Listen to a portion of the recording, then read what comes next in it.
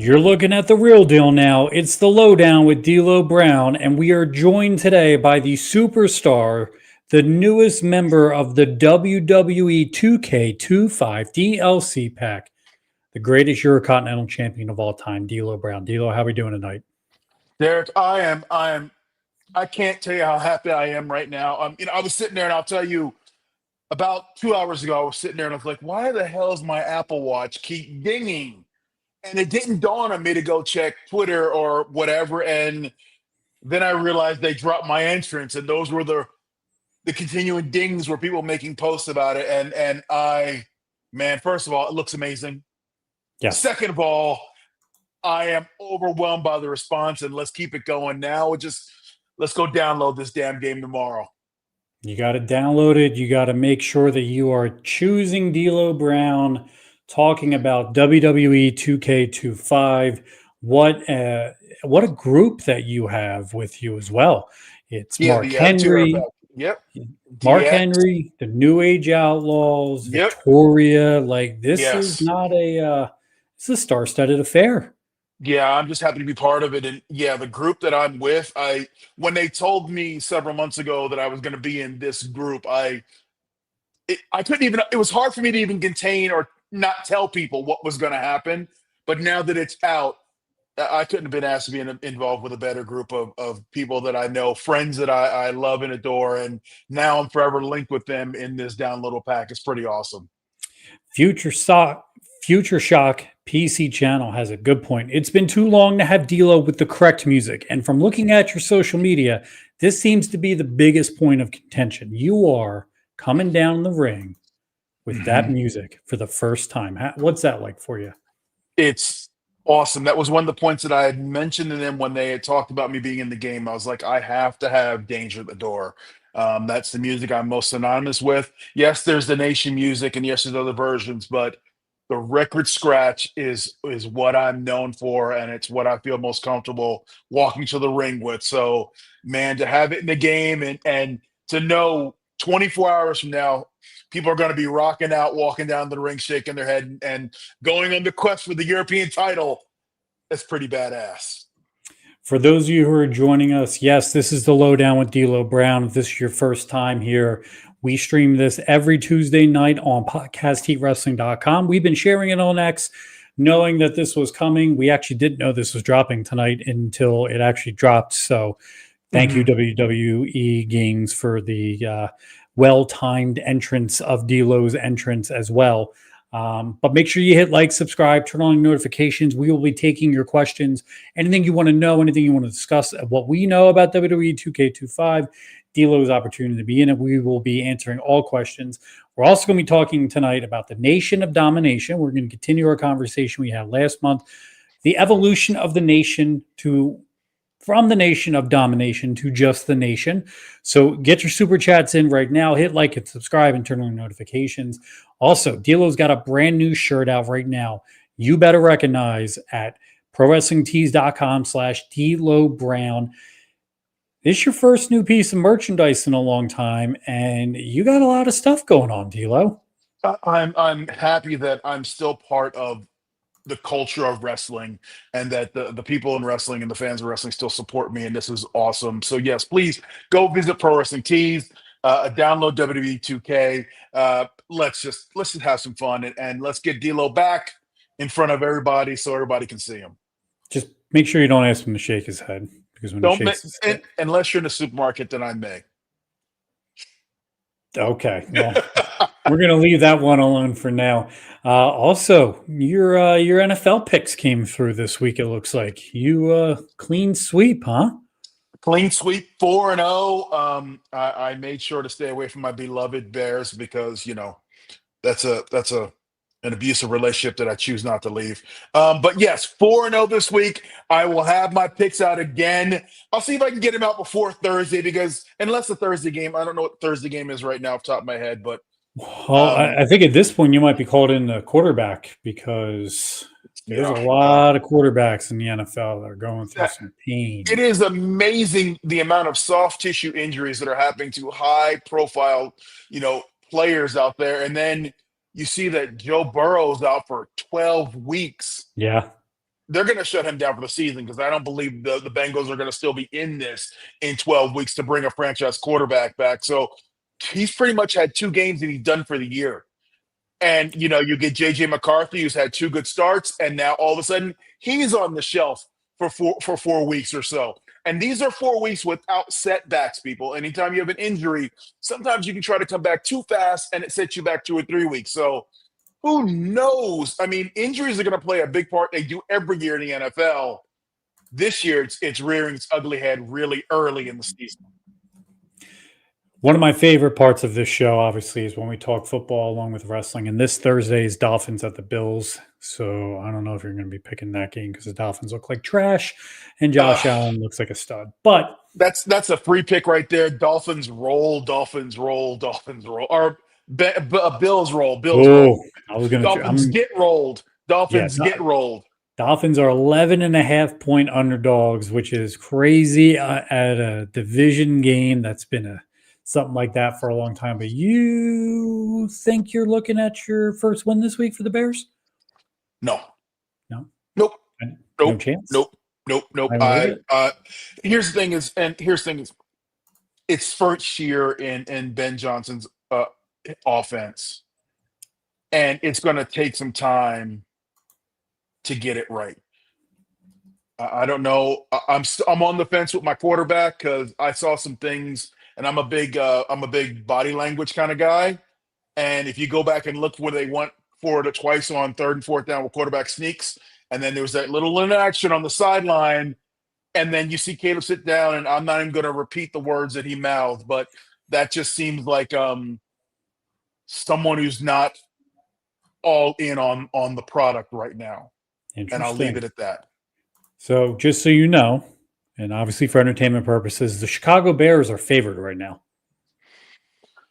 Against the Dallas Cowboys. In Chicago, they are 1.5-point favorites. And the Cowboys coming off a really good comebacks behind win. They've got a kicker who can kick it from, Arlington into Chicago. I don't know. Yeah. Why are there not more soccer players turning into kickers? Soccer players I would set up camps next to soccer camps around, and you get this guy, Aubrey for the Cowboys, didn't play football. He's a pro soccer player, was sitting on his couch, and his move to the NFL started when his wife said, "You can miss that kick. Why aren't you out there?" And he goes, "Okay." Started kicking, went to the XFL, and now here he is setting NFL records. Yeah, just minor stuff. Just setting records that have stood for 70 years. Yeah. He goes out there and kicks it. Yeah, what's that amongst friends, right? If I were a soccer player who's at the end of my run, I would go find me a kicking coach because I know I could replace a third of the kickers in the league right now who just keep getting recycled. They go from one place, they get cut, they get picked up somewhere else, they get cut, and it goes on and on and on. Gianna, you are looking at the real deal now. That is correct. We are the Lowdown with D'Lo Brown. We have gotten the football talk out of the way. If you have questions regarding WWE 2K25, drop them in the chat. Super Chats get you to the front of the line. Super Chats will get you a much more in-depth answer than just dropping that comment. For those of you watching on X, make sure you hit subscribe. PodcastEatWrestling.com. We are live. We try to be live every Tuesday with the Lowdown with D'Lo Brown. But D'Lo, one of my favorite things to discuss is the Attitude Era, and you are in the thick of it in 1997. We last left off in Lowell, Massachusetts, the night that Shawn Michaels lost his smile, the night that The Rock, who wasn't The Rock yet, Rocky Maivia, became Intercontinental Champion by defeating Hunter Hearst Helmsley. And you are on the road learning from Ron Simmons, Faarooq, Crush, and Savio Vega, at that time, the Nation. And one of the things that we're going to get to is right after that Raw is in your house, Final Four, Chattanooga, Tennessee. And it's one of these matches that really doesn't sound real. It's Ron, it's Crush, it's Savio Vega, and they're taking on Goldust, Flash Funk, and Bart Gunn. One of those odd 6-man tags that it just felt like we got 3 baby faces not doing anything. Let's match them up against 3 heels. But it's the whole nation. You're about to embark on this endeavor. How cool is it to be on pay-per-view? as growing up as a wrestling fan and purchasing those pay-per-views, to be on the other side of it, knowing you're standing on camera and there are people sitting at home right now hitting that button going, yes, I want to watch this. It is one of the coolest feelings in the world. I mean, to know that you're part of what the world is watching at that moment. You're literally part of the wrestling landscape, and it's absolutely one of the coolest feelings ever. And it's, every day I pinch myself and go, did I really live this life? Because it's absolutely awesome. Speaking of awesome, Gianna Forever, thank you, D'Lo, for all your sacrifices in the business. Appreciate the super chat, Gianna. Great avatar. Is that Hulk Hogan, Randy Savage, and Miss Elizabeth with different faces on it? With I don't know different what's going faces, on there. yes. It's Gianna, thank you. I appreciate it. Uh, yeah, Yeah, creative. great, great, Creative. great avatar. Speaking of creative, the nation is Ron Simmons, Hmm. Crush, Savio Vega, you, PG-13, and Clarence Mason. Was Yes. Ron happy with the configuration of the nation early on? I won't speak for Ron. I just know I think at that point Ron had a vision of what the nation could be more. At this point, the nation was still getting its legs, and it was an underneath act. And I think Ron had envisioned the nation being, you know, a main event player. So to be just floundering around, we're still on pay-per-view, so that's a good thing. Um, but I believe Ron had more in mind for what we could be, and this is what the nation later morphed into, was more of Ron's vision. Clarence Mason is a major part of this group, but he's also Hmm. managing Owen Hart and Davey Boy Smith at the time. Hmm. It didn't that pairing really didn't seem to make sense. And then he's still with the nation, and then he's with Owen and Davey. Do you know why Jim Cornette was taken out of the equation for Davey and Owen? Because they were a great combo. That I don't know, and it never made sense for Clarence to rep. I get it. He was a lawyer and he's representing Yeah. different, kind of like a talent agent. I get it. It just didn't fit. And I don't know why they removed Cornette from. I mean, I love being out there anytime with Cornette on camera. I It's just nature in me. I would sit and watch. So less Cornette for me on TV was a bad thing. So I don't Yeah. know why they pulled him off. I just wish they'd have left him out there because he was really good for Owen and Davey. Because Owen and Davey had great personalities backstage, and Owen would develop more of a personality in front of the camera going forward. But Cornette was that personality that gave that team life, and to take him away was, I don't know, kind of Counterproductive. counterproductive in a lot of ways. Yeah. Ibzan has a great question. At this time, were you riding with anyone in the nation? So were you in the car rides going from the towns with Ron, Crush, and Savio? I was in the car with Ron, and Crush and Savio would rotate in, but yeah, I was really. This is when I was starting to get um, tutelage from Ron on the highway. So this is where it started. So yeah, I was always in and around because I was always driving Ron. So that was my job. The young kid drove, the vets talked and sat and rested. Um, so yeah, I was in the car. You're under the learning tree of one of the greatest humans, athletes, wrestlers, football players that ever existed in Ron Simmons. What you were getting paid was third, I'm sure, a third of what you were getting in knowledge, correct? It, I've often told everybody that like going to Smoky Mountain is where I got my college degree. Sitting in the car with Ron is where I got my master's in wrestling. This is where all the information, that all the stuff was given to me, started to really make sense. Having Ron next to me breaking it down. Ron is a great wrestler. Ron is a great football player, like you put out. He's 1,000 times better human being, and he always wanted to give back to the next generation. So, you know, to call myself lucky to be sitting next to the guy I idolized, to become my mentor, to become my friend, you couldn't write that in a storybook any better way. One of the big moments of that pay per view is the debut of China, the ninth wonder of the world. What Mhm. was your initial impression of China? Damn, she's big.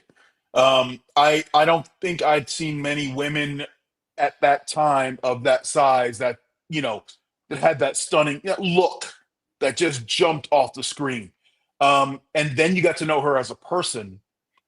And after about a week, I don't think there was anybody in the locker room who wouldn't do anything for her. And that's what really helped her out, is the willingness of the boys at that time to bump or sell for a woman, because that hadn't happened that much in wrestling up to that point.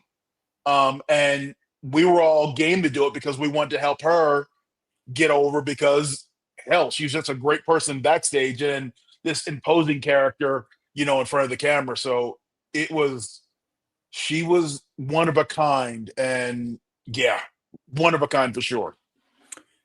On Raw after WrestleMania, Ron would challenge Ahmed Johnson to a Chicago street fight at WrestleMania 13 in Chicago, the Rosemont Horizon. As we discussed for in the archives, a career highlight for D'Lo. Do you know why it was turned into a six-man? Was it just because the Road Warriors signed with the WWF, or were there issues regarding Ron and Ahmed working a one-on-one singles match? You know, I can only speculate that it was probably a little bit of both.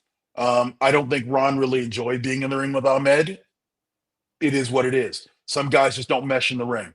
And I think to make a better match, let's turn into a six-man. And oh, by the way, one of the greatest acts to ever be built from Chicago, the Road Warriors, are going to be there.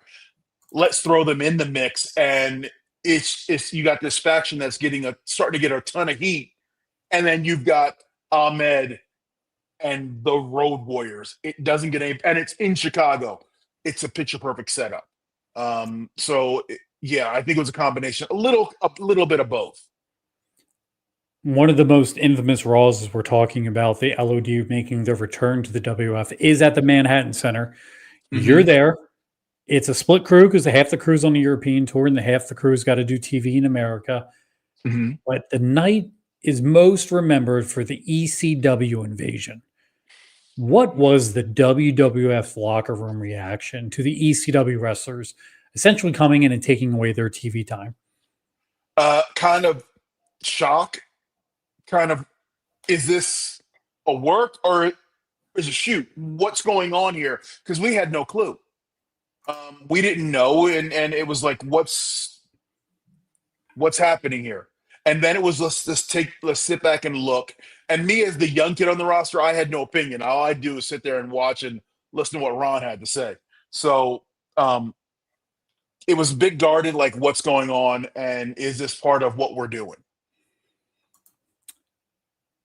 Paul Heyman, Jim Cornette, both in the locker rooms, always got to be interesting. But in 1997, Jim's already closed Smoky Mountain.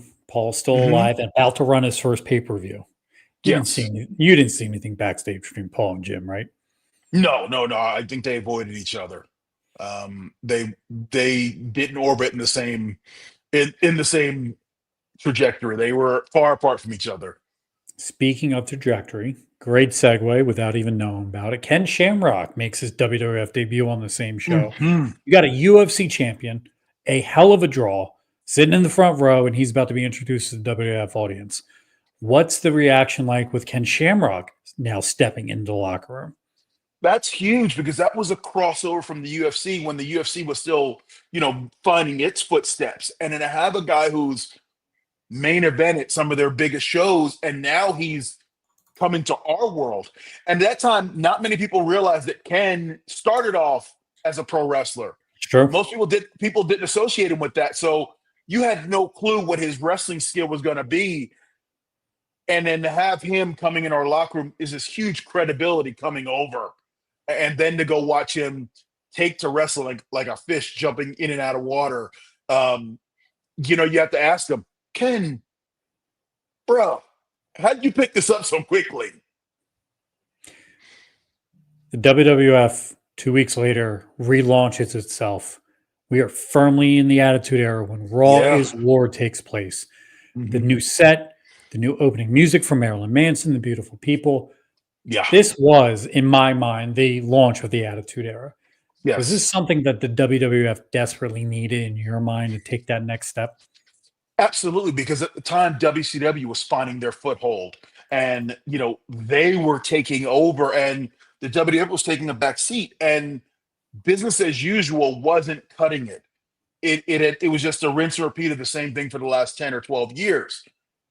And with the change of attitude, with the change of set, with the change of this is how we're going to approach WCW and how we're going to approach the wrestling world, it was like the closing of one chapter and the opening of attitude. And yeah, it breathed life into it. It was, we're going to go hipper, we're going to go younger, we're going to go more aggressive. It was what the WWF needed at that moment, because if we'd have stayed the status quo, I think we would have been a distant second to the young hip stuff they were doing down in WCW. They were getting edgy. They were getting, the NWO was there. That, you know, they were taking the old stars and making them new. We'd have got left in the annals of history if we hadn't made the change. You can be left in the annals of history by heading over to podcastewrestling.com right now and participate in the poll that we have going on in the live chat. Are you downloading WWE 2K25 to play D'Lo Brown? So far, the reaction is 67% yes. Get involved in that poll. We will have the results shortly. So make sure you're clicking over to podcastewrestling.com. Also, drop your super chats. We'll put you right up on the screen like we did for Gianna Forever. By the way, D'Lo, just an update. It's Dirty Dom, Rhea Ripley, and Liv Morgan as Elizabeth, Macho Man, and Hulk Hogan in that avatar. So okay, that makes sense. It's starting to make sense again. It makes sense. We're going to keep the conversation moving. One of the biggest moments is the Go Home Raw for WrestleMania in 1997. Syracuse, New York. This is the most infamous moment of you and the Road Warriors. You take the Doomsday device.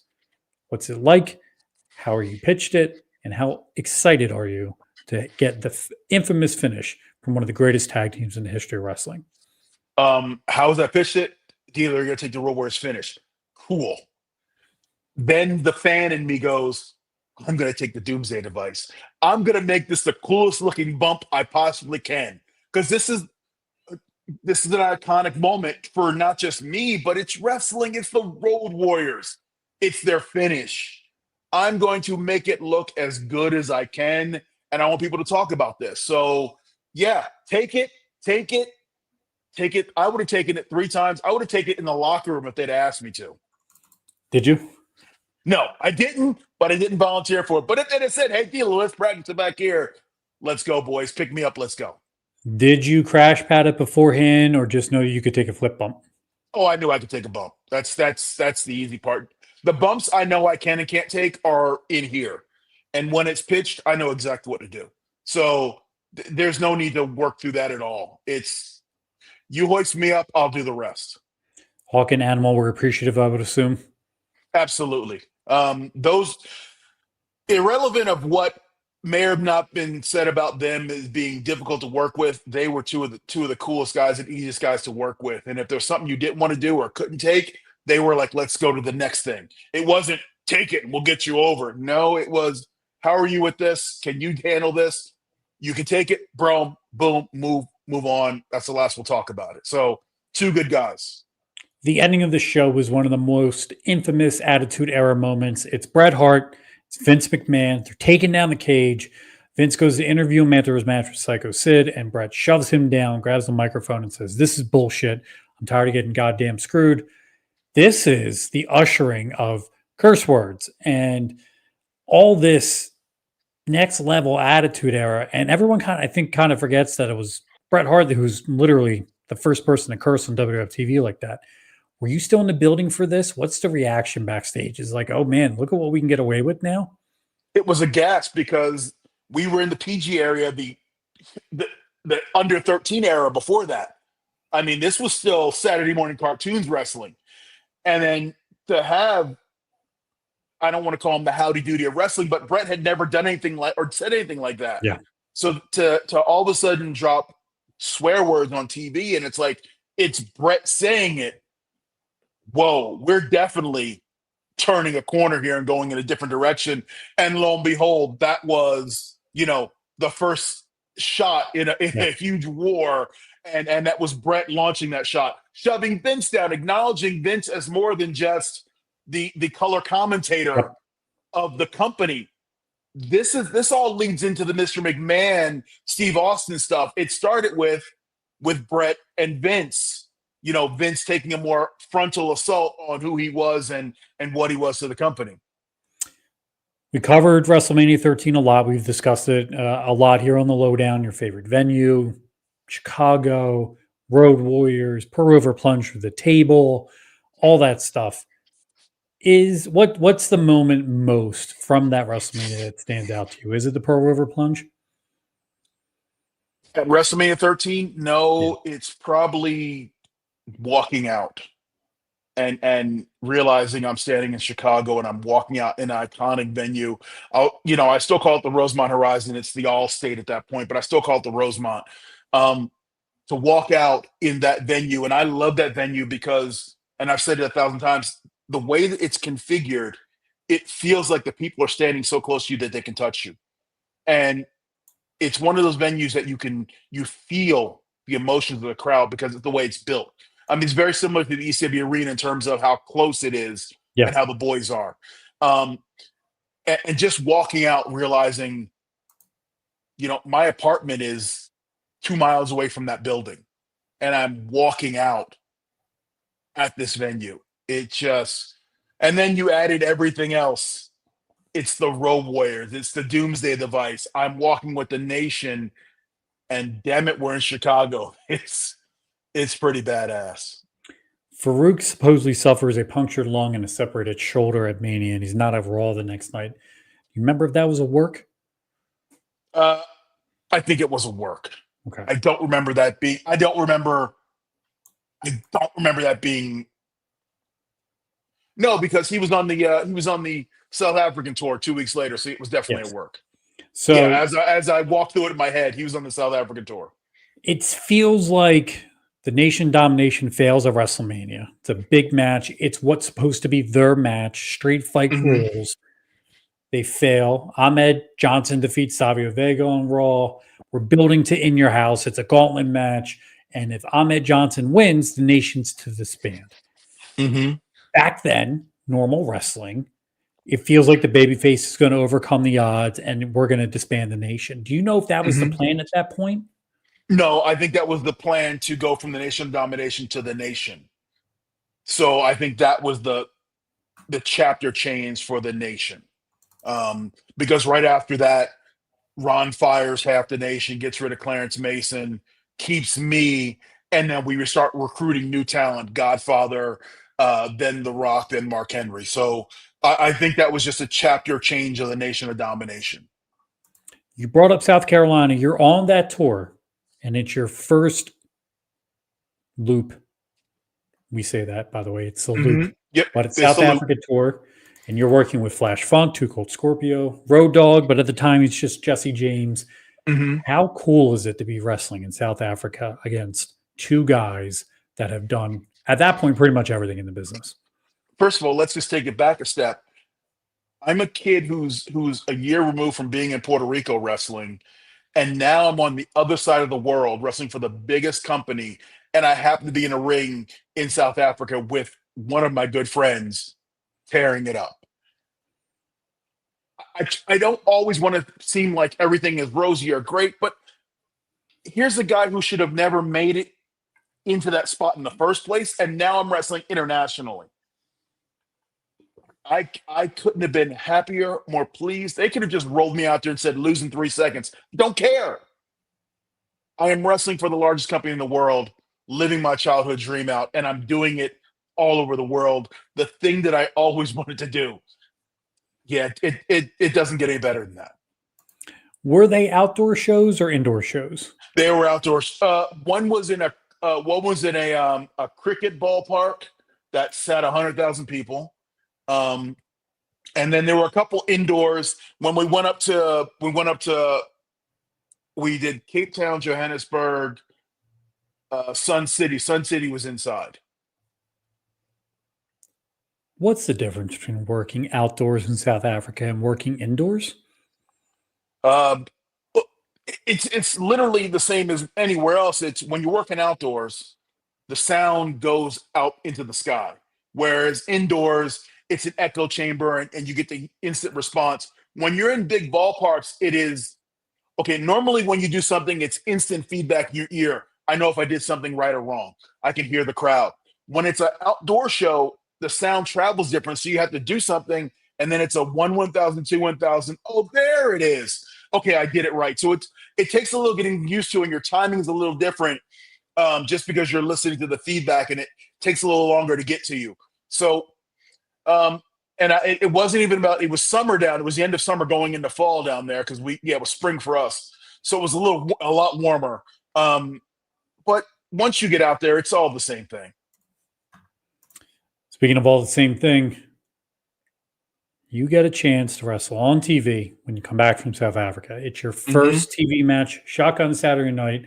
It's you, Crush, Savio. Listen to this lineup. Aldo Montoya, just incredible. Steve Carino, and Freddie Joe Floyd, Tracy Smothers. Yes. What was it like to be on TV for the first time? And let's go full circle. My first match in Smoky Mountain was with Tracy Smothers. So Right. then fast forward a year and a half later, my first match on WWE TV, Tracy's involved. And it made me feel so comfortable because there was a dude I had a long history with. And his only thing was, D'Lo, how can I make you look good? Because this is your time. And to have that dude with that attitude towards me, man, that's why I have the utmost respect for Tracy Smothers. I will until the day I die. Tracy is and was a consummate professional and is overlooked in the history of wrestling. Big fan of Tracy Smothers. If you don't know who Tracy Smothers is, go out of your way to find him on YouTube. He is worth price of admission in every aspect of his life, between promos and wrestling. Somebody who doesn't get enough credit, unfortunately, is no longer with us. We get past Cold Day in Hell. Nation is still together, and you get to work one-on-one in Mobile, Alabama, again on Shotgun, against Ahmed Johnson. Yeah. What do you remember of that match?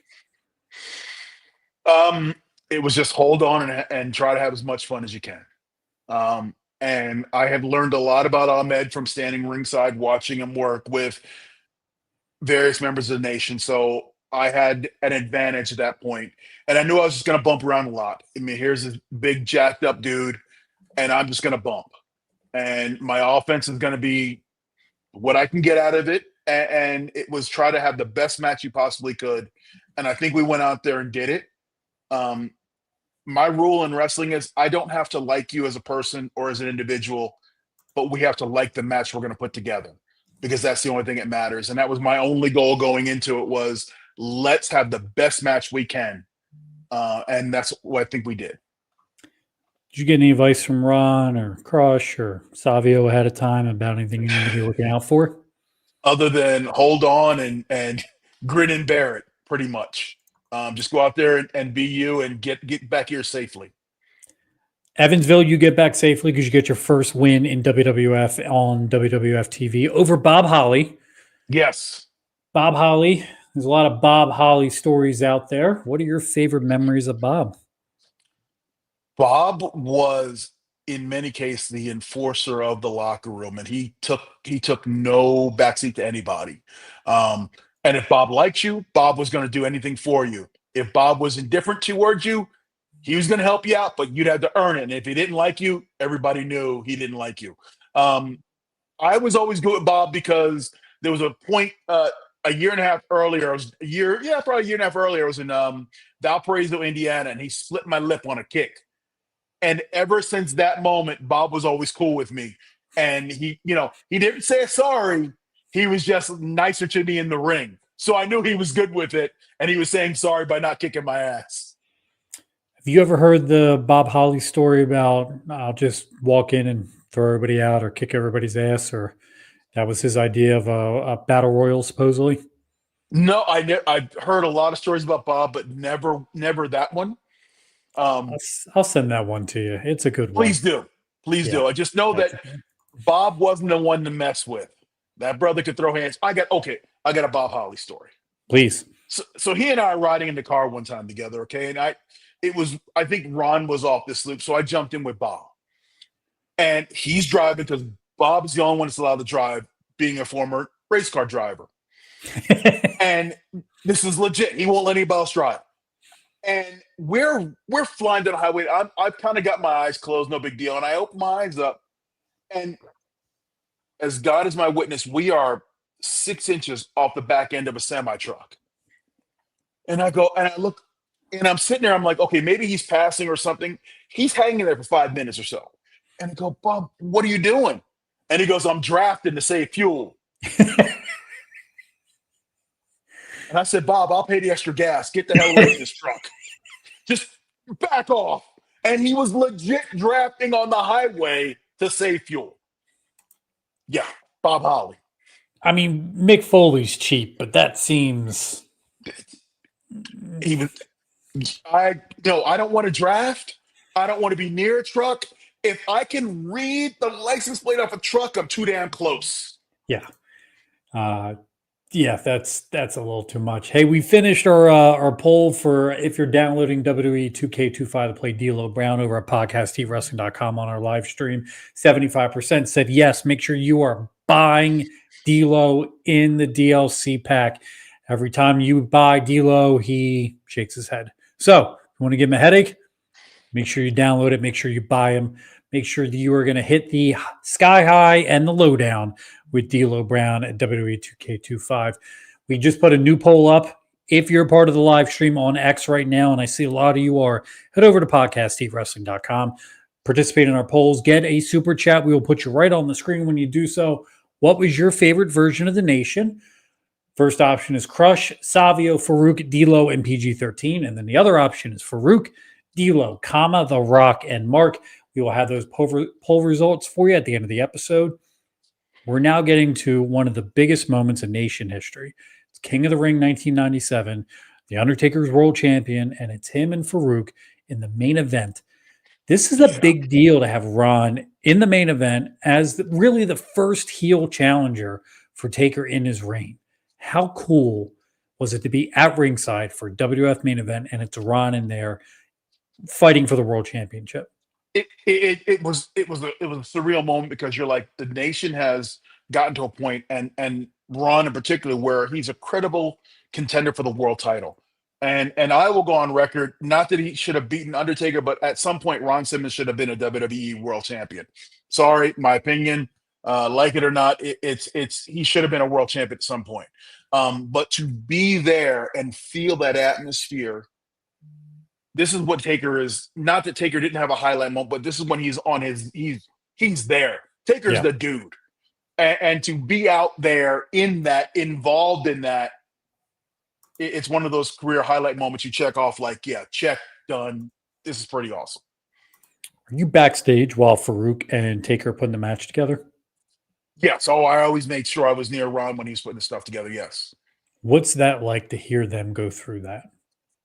Listening to it's like watching two great painters paint a picture, and to hear them putting the stuff together, and they're not guys like that. Don't have a lot of. There's not sit down and we're going to do this, this, and this. It's what about this here? What about this? Just the way they, when you got two pros, you put a match together, and then there's so much unspoken stuff like, yeah, we can do that here, and then there's huge gap, and okay, we'll do this here.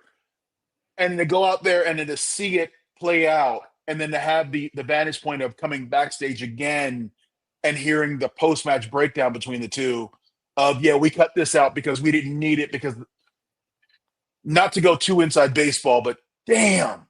Yeah. It's literally like watching, like Picasso and Michelangelo putting together a great portrait together. It's pretty awesome. What do you think of Faarooq world title reign would have looked like? I think it would have been pretty badass to hear him go out there and cut a promo and be on the top of the mountain as Faarooq holding the world title. The Nation was about, if you didn't give us what we want, we were going to take it. And to have him take the world title, that would have been, it would have been goosebumps to stand there and have him cut that promo as world champion, be standing next to him. This is your group. built to protect you in that title. That would have been pretty badass. Good thing you wouldn't have, told him that I was right in that building. You made him cry right before that. That would. I wouldn't have told him that right before a world championship. I wouldn't have told him that at all. The next night in Hartford is one of the most infamous moments in WWF history. Bret Hart, Shawn Michaels, they get in a fight backstage. Were you around for that? I was not around for that. I just heard about it.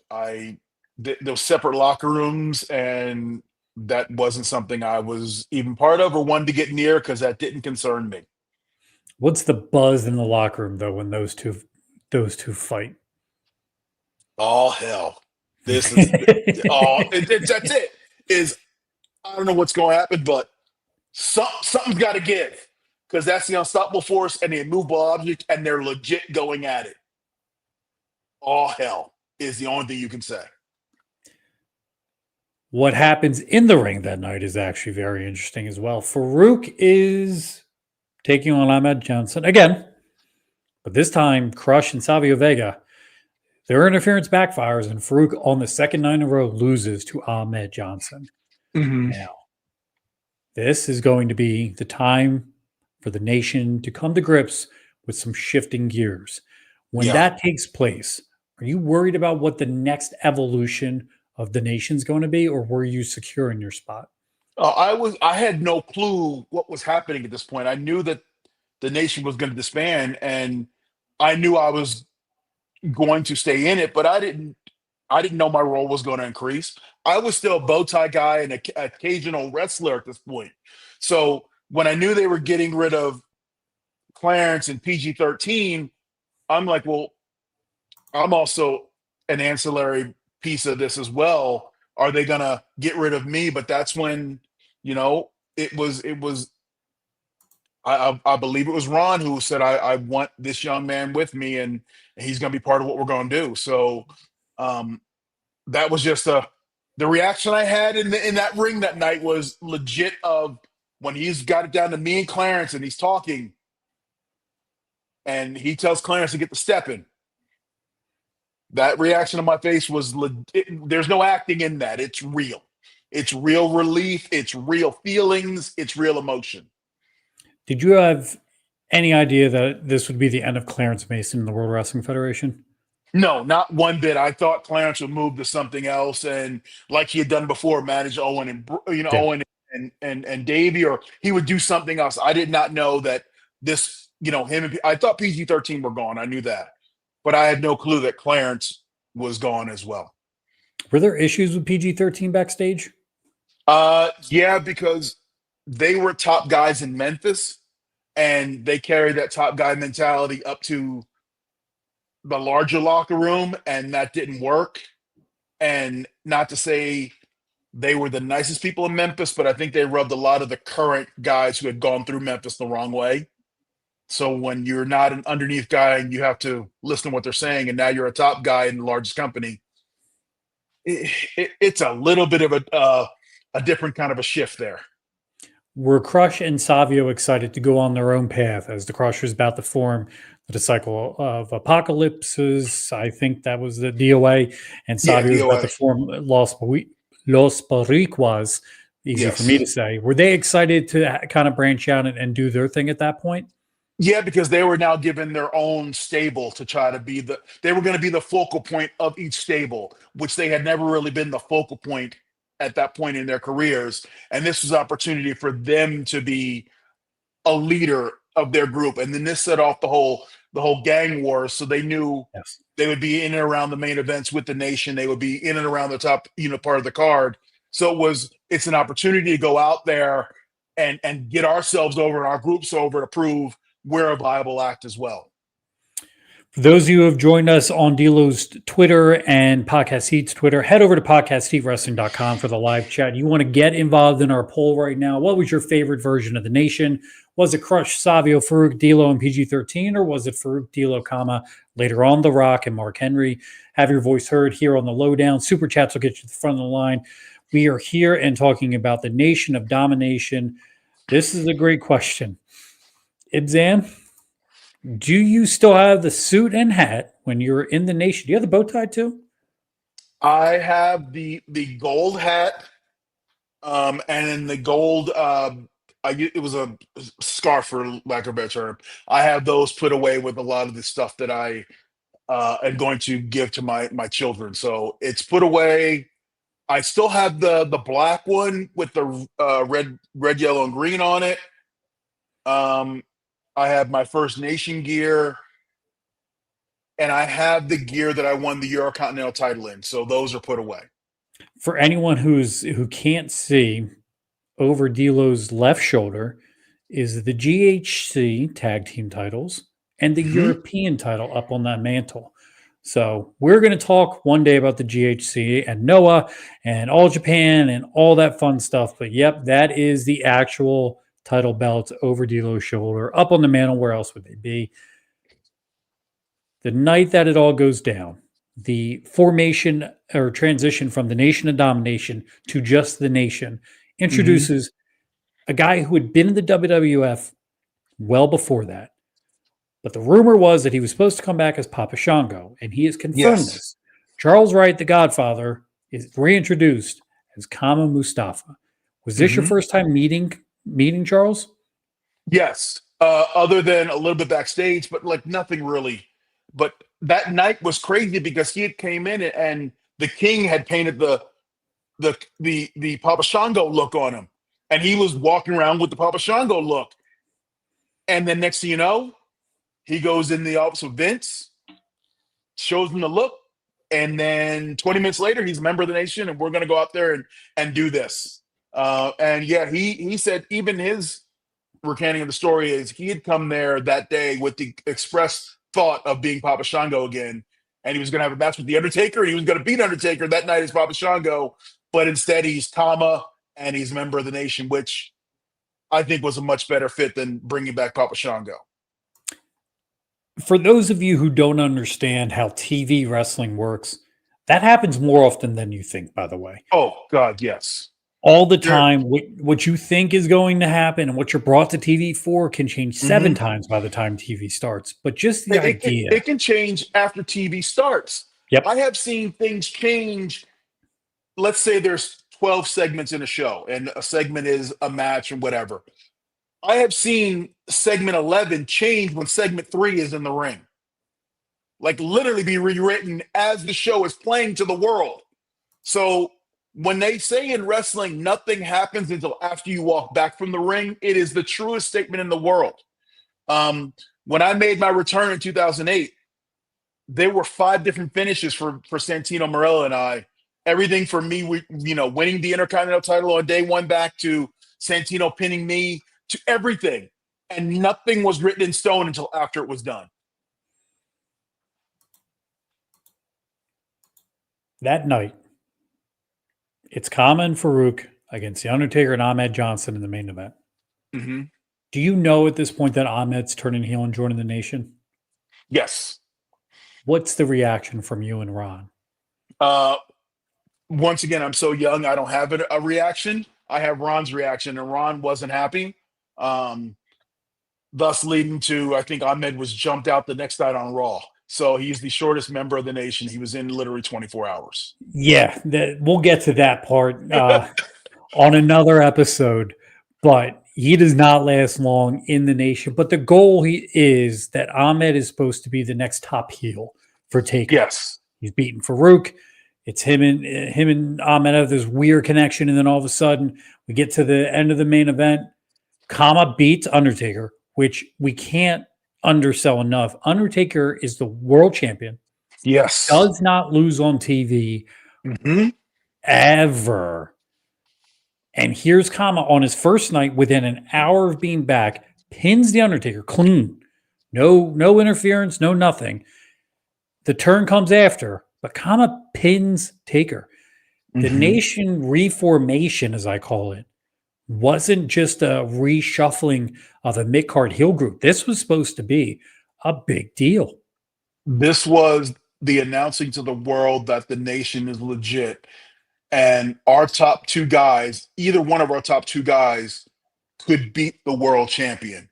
Um, And that's a huge moment for the credibility of the group, for the credibility of Godfather coming back because he had been gone, to come back on night one and to get the biggest win of his career to that point, live on Raw and beating the world champ.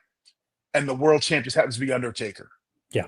That's huge. And that's an open your eyes moment. The nation is here. It all goes to shit like the next week. But yeah.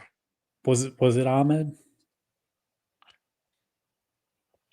You know, the downloadable character of the Attitude Era pack is pretty awesome, and I'm part of it. D'Lo Brown is available for download tomorrow on WWE 2K25. Make sure you get your head bobbing and find the real deal because it's here now on WWE 2K25. We're going to be back next week with the Lowdown with D'Lo Brown. Thank you all for joining us, especially on X tonight. Make sure you head over to podcastheatwrestling.com. We are live every week. Hit subscribe, hit like, turn on notifications, check out our clips, check out our shorts. Head over to prowrestlingtees.com/D'Lo Brown. You're going to be seeing some more merchandise coming up. But for now, the You Better Recognize shirt is available for immediate purchase and shipping. Take a picture, you in the shirt, tweet it at D'Lo. He's going to retweet it. He's at D'Lo Brown 75 on X and D'Lo Brown LFC on Instagram. Because what does LFC stand for, D'Lo? Liverpool Football Club. That's right. We are live every week here on the Lowdown with D'Lo Brown on podcastheatwrestling.com. Make sure you hit like, subscribe, turn on notifications. Make sure you stay tuned. D'Lo's got a lot going on. He's at a convention this weekend in the Northeast. Hit him up at D'Lo Brown 75 for all the information. D'Lo, is there anything else you think we need to cover this week? No, you got it all, Derek. Other than, I tell you what, if you buy the D'Lo Brown t-shirt, tweet a picture at it, I will not only like it, I will give you a follow back. Wow. Big news from D'Lo. He's going to follow you if you buy the shirt, take a picture with it. Don't have to put your face in it. I understand completely. Nope. But D'Lo will give you a follow. Make sure you send that picture. You better recognize. And listen, it sounds like D'Lo is going to be busy in the next couple months. You may see him out on the road sooner than later. Get your merchandise, get your figures, get all the stuff. Make sure you have it available for D'Lo to sign. Hey, maybe one of these days, maybe D'Lo will sign some of your stuff right here on the Lowdown. Wouldn't that be something? Look, I got a pile right here. Ooh, there's some 8x10s D'Lo signing as we speak. We're going to head out for the night here on the Lowdown with D'Lo Brown. Thank you all so much for joining us, and we'll see you next week right here on podcastheatwrestling.com.